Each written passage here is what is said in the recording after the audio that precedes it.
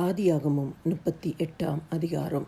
அக்காலத்திலே யூதா தன் சகோதரரை விட்டு அதுல்லாம் ஊரானாகிய ஈரா என்னும் ஒரு மனிதனிடத்தில் போய் சேர்ந்தான்.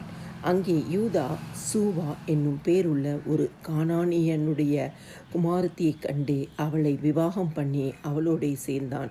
அவள் கர்ப்பவதியாகி ஒரு குமாரனை பெற்றாள்.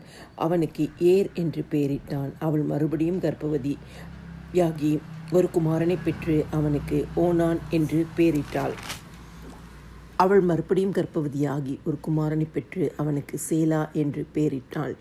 அவள் இவனை பெறுகிற போது அவன் கெசிபிலே இருந்தான். யூதா தன் மூத்த மகனாகிய ஏர் என்பவனுக்கு தாமார் என்னும் பேருள்ள ஒரு பெண்ணை கொண்டான். யூதாவின் மூத்த மகனாகிய ஏர் என்பவன் கர்த்தரின் பார்வைக்கு பொல்லாதவனாய் இருந்ததினால் கர்த்தர் அவனை அழித்து போட்டார். அப்பொழுது யூதா ஓனானை நோக்கி, நீ உன் தமையன் மனைவியை சேர்ந்து அவனை மைத்துன சுதந்திரமாய் படைத்து உன் தமையனுக்கு சந்ததியை உண்டாக்கு என்றான். அந்த சந்ததி தன் சந்ததியாயிராது என்று ஓனான் அறிந்தபடியினாலே அவன் தன் தமையனுடைய மனைவியை சேரும்போது தன் தமையனுக்கு சந்ததி உண்டாகாதபடிக்கு தன் வித்தை தரையிலே விழவிட்டு கெடுத்தான். அவன் செய்தது கர்த்தரின் பார்வைக்கு பொல்லாததாய் இருந்ததினால் அவனையும் அவர் அழித்து போட்டார். அப்பொழுது யூதா தன் குமாரனாகிய சேலாவும் அவன் சகோதரர் செத்தது போல சாவான் என்று அஞ்சி தன் மருமகளாகிய தாமாரை நோக்கி, என் குமாரனாகிய சேலா பெரியவனாகும் மட்டும் நீ உன் தகப்பன் வீட்டிலே கைம்பெண்ணாய் தங்கியிரு என்று சொன்னான். அந்தபடியே தாமார் போய் தன் தகப்பன் வீட்டிலே தங்கியிருந்தாள். அநேக நாள் சென்ற பின் சூவாவின் குமாரத்தியாகிய யூதாவின் மனைவி மரித்தாள். யூதாவினுடைய துக்கம் ஆறின பின் அவன் அதுல்லாம் ஊரானாகிய தன் சிநேகிதன் ஈராவுடனே திம்னாவிலே தன் ஆடுகளை மயிர் கத்தரிக்கிறவர்களிடத்திற்கு போனான். அப்பொழுது உன் மாமனார் தம்முடைய ஆடுகளை மயிர் கத்தரிக்க திம்னாவுக்கு போகிறார் என்று தாமாருக்கு அறிவிக்கப்பட்டது. சேலா பெரியவனாகியும் தான் அவனுக்கு மனைவியாக கொடுக்கப்படவில்லை என்று அவள் கண்டபடியால் தன் கைம்பெண்மைக்குரிய வஸ்திரங்களை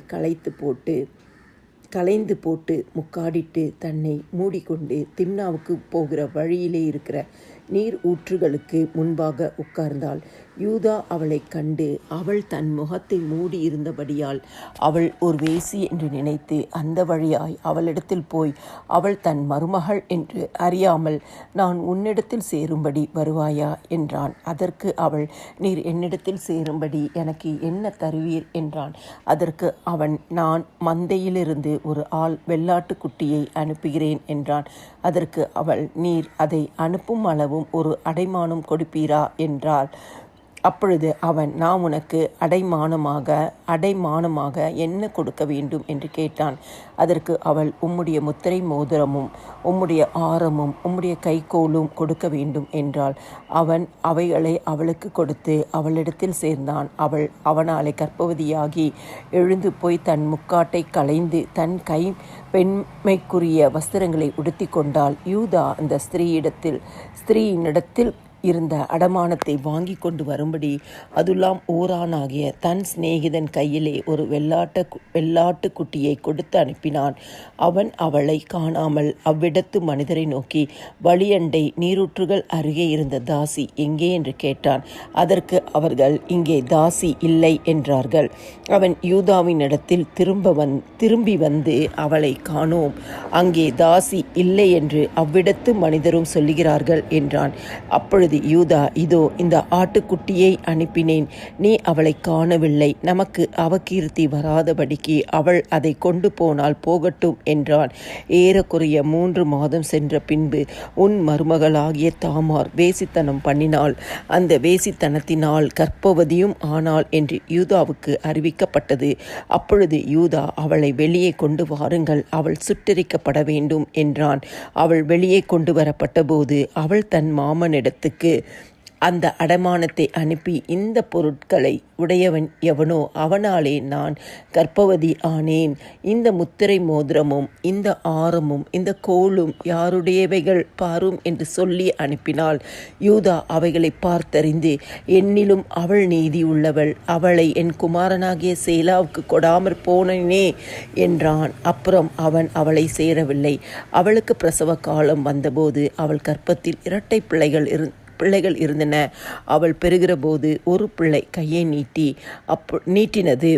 அப்பொழுது மருத்துவச்சி அதன் கையை பிடித்து அதில் சிவப்பு நூலை கட்டி, இது முதலாவது வெளிப்பட்டது என்றான்.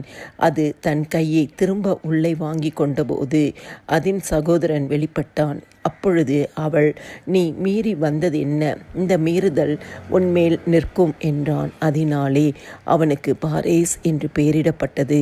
பிற்பாடு கையில் சிவப்பு நூல் கட்டி இருந்த அவனுடைய தம்பி வெளிப்பட்டான். அவனுக்கு சேரா என்று பெயரிடப்பட்டது.